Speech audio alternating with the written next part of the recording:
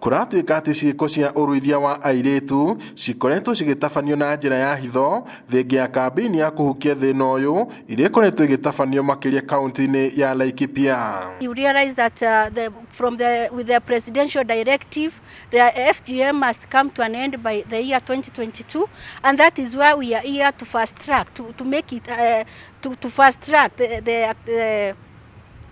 the activities that should be done at the grassroots level so that this FGM comes to an end.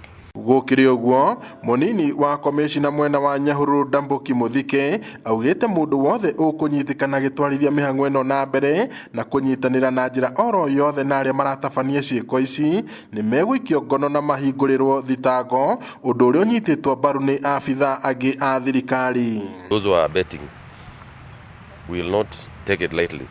Anybody found abetting FGM, stern action is going to be taken against him. Because I remember this is a presidential directive and it has to be followed to the letter.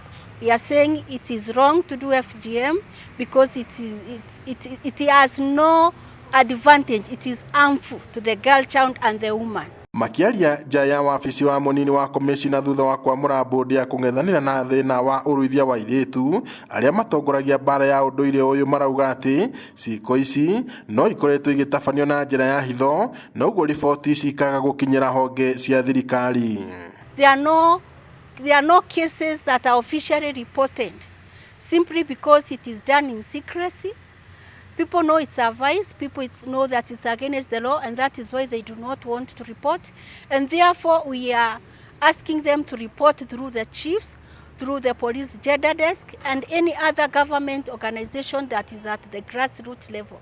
It is done in secret here, but we'll make sure that we are here. Those who are found culpable will be prosecuted. Makinyiriria kuga mbara ino irabatara ngwataniro ya honge itiganite niguo thina uyu uhukio kaimana. We came together, the CBOs, the NGOs, with one voice, and the voice is we make sure that FGM is eradicated, and those who are doing it, they should get other ways of earning their living. We are here to embrace the multi-sectoral approach whereby every other partner, be it the government, the CBOs, must come on board so that we fight this FGM. Bodi ino igukorwo ikinyitanira na macibu anini yao athuri a matura hamwe na honge ingi itemi-ini ria guthomithia muingi na kumenyithania bata wa kung'ethanira na unduire uyu.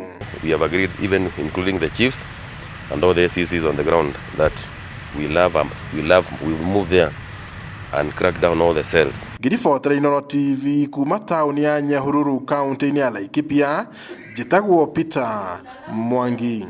Sijui utasema utafanyia kazi